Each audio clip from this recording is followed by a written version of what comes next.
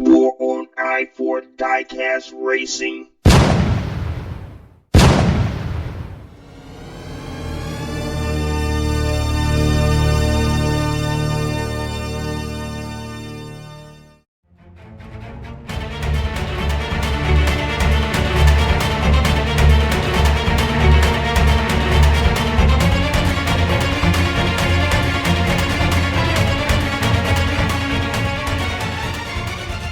It's showtime.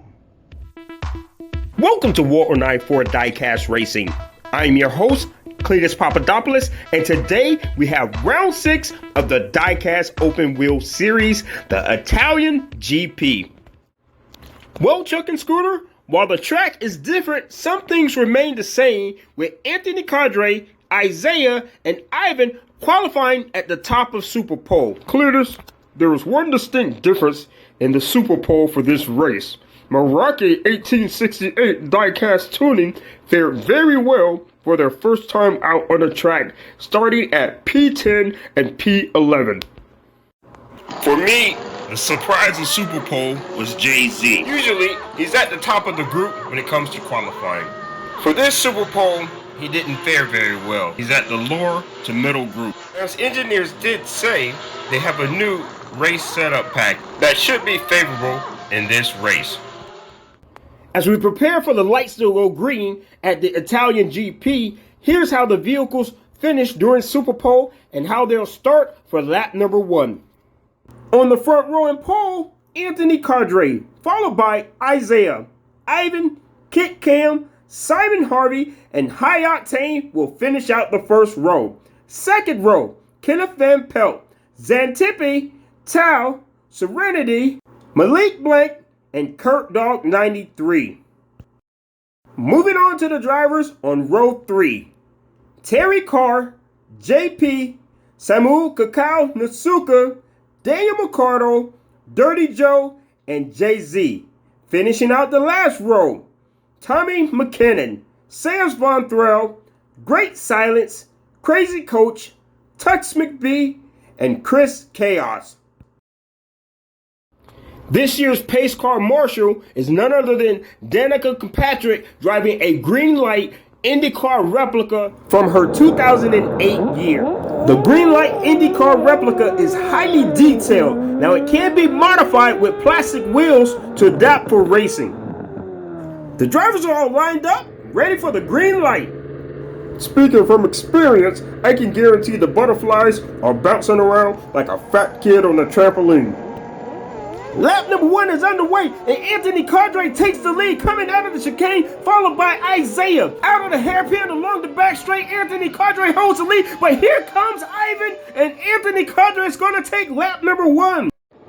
As we go into lap number 2, Anthony Cadre is going to take the lead, and you can see Kit Cam wasting no time jumping up to the front row. Falling back on the second row, High Octane jumps down a few spots. The third row, Great Silence, is holding strong along with Samuel Kakao Nasuka. Now in that fourth row, the Migos are in a bit of a trouble, but I'm sure Jay-Z will make a push at some point throughout this race.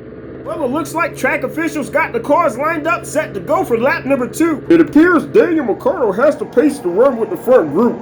Well, we'll soon find out because lap number 2 is underway and Anthony Cadre holds the lead coming out of the chicane and a big slide going into the hairpin. Anthony Cadre loses a lot of speed and that opens the door for Tao to take lap number 2 followed by Isaiah. Cletus, we have a yellow flag turn number 1 and that involves Mocon competition.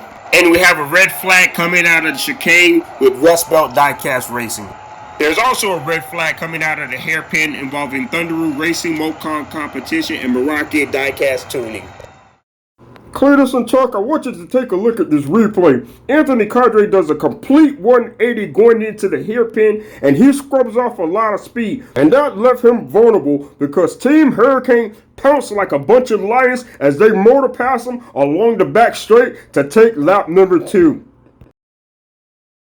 Going into lap number 2, Team Hurricane is going to dominate the front row with Tao taking P1 and Isaiah taking P2. On row number 2, Jay-Z starts to make his move along with Terry Carr. Row number 3, Kit Cam falls back a little bit and JP is maintaining his spot. Row number 4, Kurt Dog 93 is struggling a little bit along with the Migos. Tell you what, Lions Den Racing might have finally found their stride as they push to the front row. Here we go for lap number 3 out of turn number 1, and Kenneth Van Pelt has a huge crash midway through the chicane. Back to the race action, Tal Thatch has the lead, followed by Isaiah and Jay-Z. Cletus. This is devastating for Lions Den Racing. They bring up a yellow flag coming out of the chicane and a red flag along pit road, putting them at the back of the grid. The sidewall was raised to prevent this sort of thing from happening. Kenneth Van Pelt managed to cross a lane and go up and over the sidewall before landing in pit road. You have to feel for that team. They worked so hard coming into this race. Now Tao and Isaiah maintain their position on row number 1. Row number 2, Kit Cam and Zen Tipping are starting to make their moves along with Mocon competition. Team Red Storm GP is starting to make their move. On the 4th row, Lions Den Racing, they're at the back of the pack and you really have to feel for them. Well, race fans, we're going to take a quick break to bring you a few announcements about the exciting events happening at War on I4 Diecast Racing. And as I always say, grab a snack and come on back because you don't want to miss a moment of round 6 of the Diecast Open Wheels Series, the Italian GP.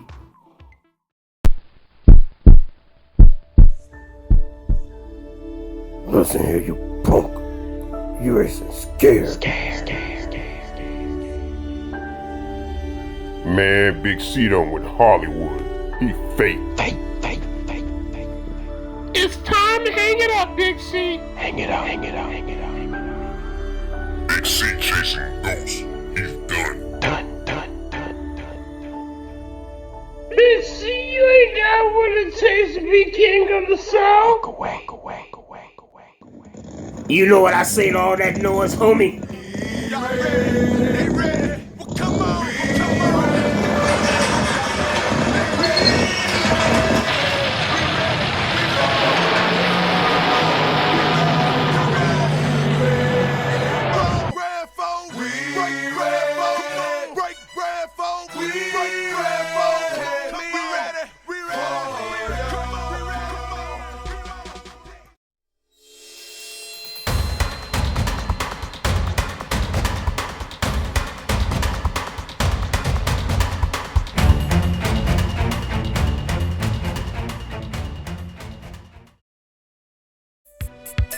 Yeah, buddy, this your boy Thick Meat. We got King of the Streets coming up soon, so stay tuned.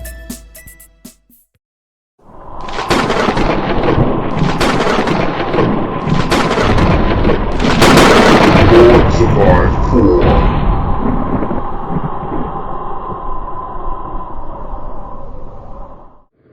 Clears, I hate to be off topic, but what the heck is Lords of I4? I can only tell you it's an experience like none other, but let's get back to the race action. Lap number 4 is underway, coming out of turn number 1. Tal Thatch opens up a lead into the hairpin. He stretches that lead along the back straight. Isaiah gives a late push, but too little too late, and Tal Thatch takes lap number 4. Well, we wasted no time because we got a yellow flag coming out of turn number 1, and I believe that involves 1 or 2 of the Lions Den Racing drivers, and a yellow flag coming out of the chicane involving Rust Belt Diecast Racing. As we go into lap number 5, both Team Hurricane drivers are snug securely in P1 and P2, but look at that Silverback Racing team up on the front row. On row number 2, Kurt Dog 93 starts to rebound from a late crash. Can Sayers Von Threll improve on his position before we go into lap number 6? Lions Den Racing has yet to make any improvements after their early crashes. Cletus, now it's the time for the drivers to pick it up. You can expect them to be aggressive for the last 2 laps. And that's what makes me nervous, Chuck. For lap number 5, business as usual for Tal Thatch as he opens up the lead. Coming into the hairpin, Isaiah gets the back end loose, coming along the back straight towards the finish line, and Jay-Z nips Isaiah for P2. Tal Thatch is going to take P1 for lap number 5. Just as I expected, we got a red flag in turn number 3 with a quarter of the field not making it to the finish line.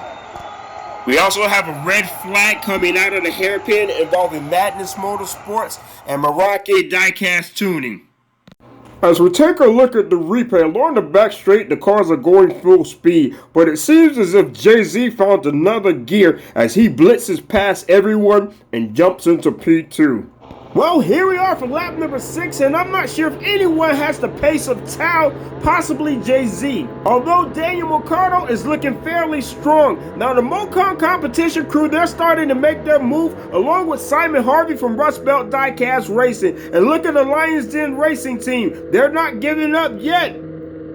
Well, as I always say, it ain't the size of the dog in... Wait, never mind. Scooter, I think this race action may be getting to you a little bit, brother. Chuck, it's either that or old age. Well, to be honest, I think it's a little bit of both. Scooter, my man, hang in there, because lap number 6 is underway, and Kyle Thatch takes the lead. A big crash in the hairpin. Kyle Thatch opens up the lead, but he loses traction. I think those tires are gone. And Kurt Dog 93 makes the late pass to win the Italian GP.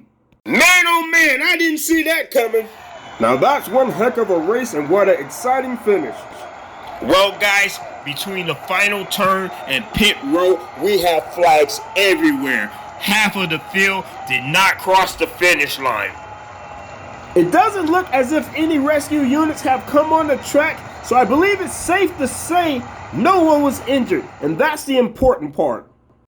We're going to start this replay from the beginning, and once the lights go green, it's a clean start and there does not appear to be any issue. But as the vehicles go into the hairpin, that's one of the Mocon drivers gets up and airborne, and that starts the sequence of events. Now carrying on with Kyle Thatch, he breaks away from the pack as usual, but as he comes out of the hairpin, something is not quite right if you look right here. He starts to lose pace, and that's when Kurt Dog 93 makes his move. Along the back straight, he has all the power, and I believe Kyle Thatch's tires were gone, and there was nothing he can do about it.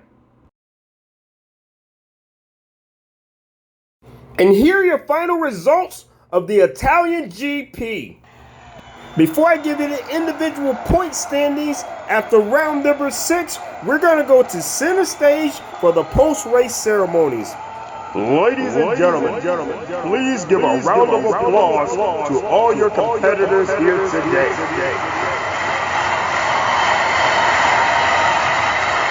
And now, for your winner of the Italian GP.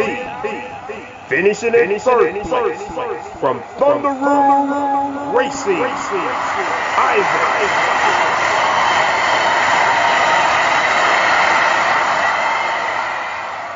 And in second place from Team Turkey, Isaiah.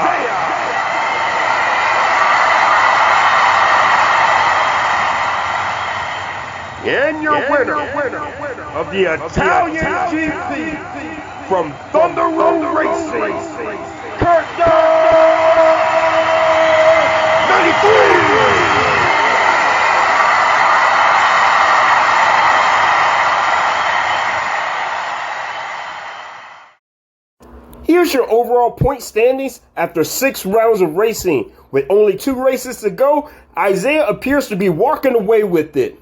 Well, race fans, that's our time. On behalf of my co-host Chuck McAvee and Scooter Douglas, I'm your host, Cletus Papadopoulos. Thank you for watching, and good night.